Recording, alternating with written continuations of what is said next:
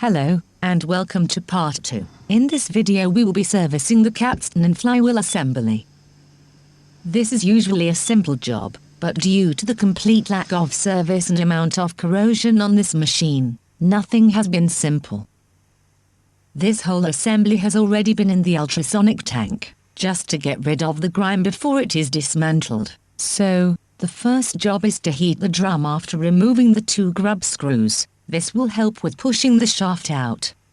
Use a small bar or screwdriver to help push it out. The drum will need to be fairly hot to do this though. Whatever you do, do not try to hammer it out or you will damage it. Remember, extra care is needed with the small end of the shafts. This is your capstan. It must be perfectly straight and undamaged.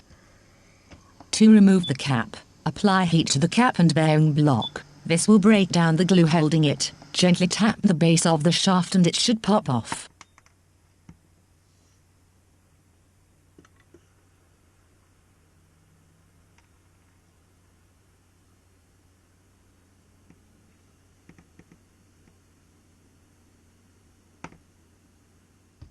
Now, to remove the dirt build-up and stains from the shafts, you can use something like T-cut. Don't use abrasives though, they are too harsh. After a bit of polishing and cleaning with IPA, you should have a nice shiny shafts, and you can't beat a nice shiny shafts. The same process is used for the main bearing block and the flywheel. This will remove all the old belt deposits that have built up over the years. The reassembly is just the reverse of the strip down. Remember to use a small amount of light oil wiped on the shaft before putting it in the bearing block. The service manual shows the layout of the assembly, but some machines have a 6-star washer on the bottom end. This was an adaptation on the later versions. This replaced the plastic cap, but the later version always seemed to be less reliable and dry out. This small black ring is a felt ring used to keep oil at the base of the capstan.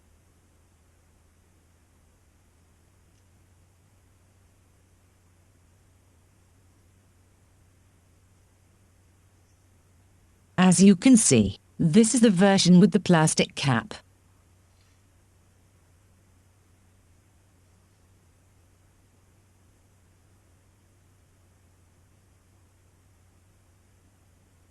Notice the spacer. This will also need a dab of oil. At this point, it is very important to heat the flywheel up so the shaft slides in easily. We don't want to force it or damage the capstan.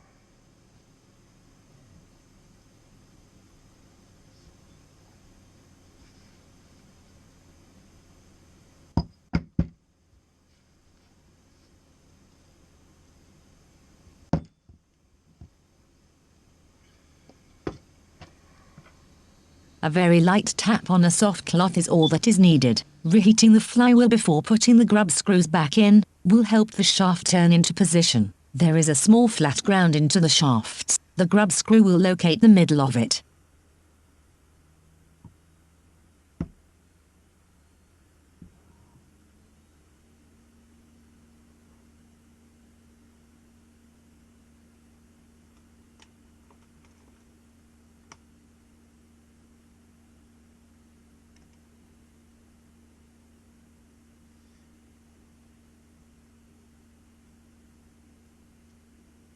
A small amount of Loctite is used on the 2 grub screws.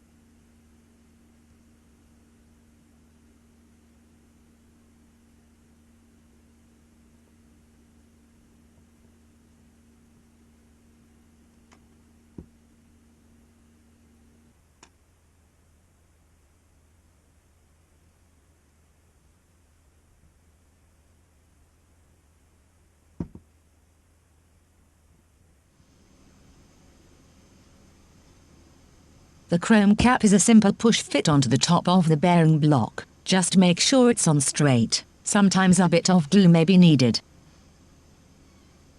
Okay, onto the rebuild of the main chassis. Please remember this is just Gary working, so with a bit of music and played at 2 times speed, you can hopefully see the work involved.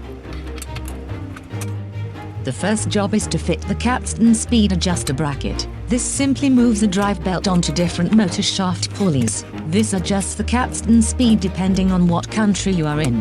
The motor is a synchronous motor. That means its speed depends on the main supply frequency. The higher the frequency, the faster the motor turns. So moving the belt to a larger pulley compensates for the high motor speed. 60 Hz, faster than 50 Hz. So if in the UK we use 50 Hz, then adjusting this will give you an even slower tape speed for longer recording times.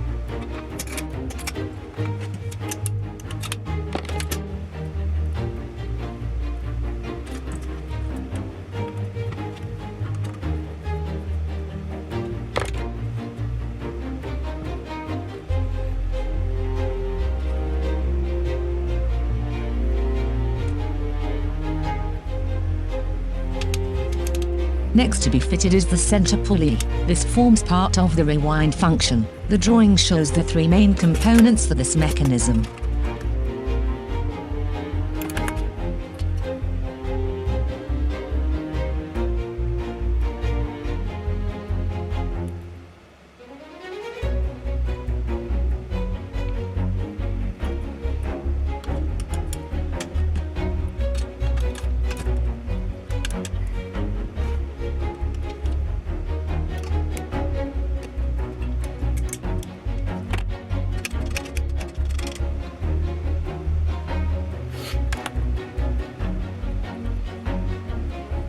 This arm holds the fast-forward pulley. A small spring pulls it up in between the motor and the take-up reel table.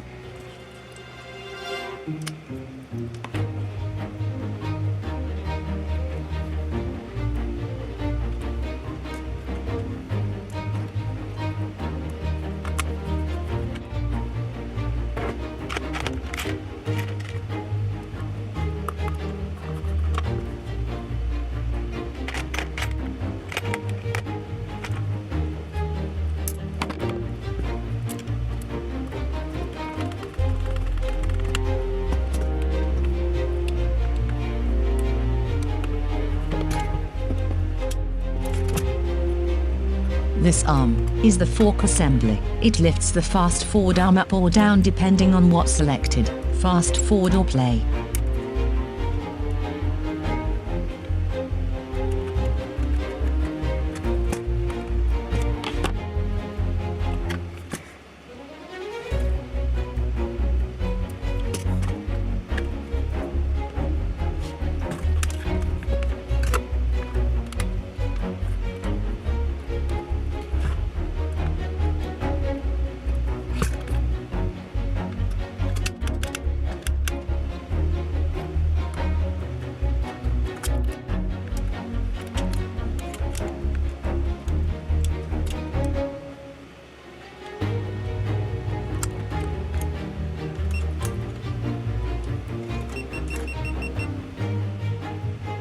This is the feed spool brake arm assembly.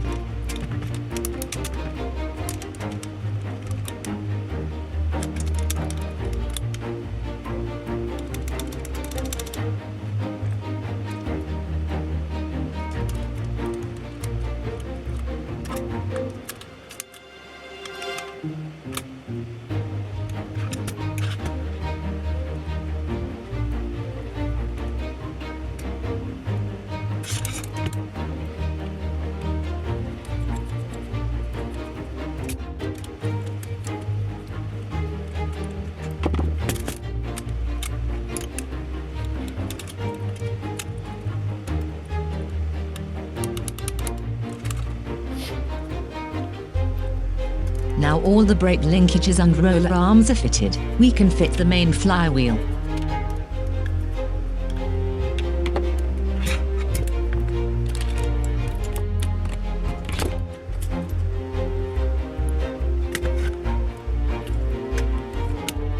Remember to use a bit of thread lock on the 3 screws, and make sure this is in tight.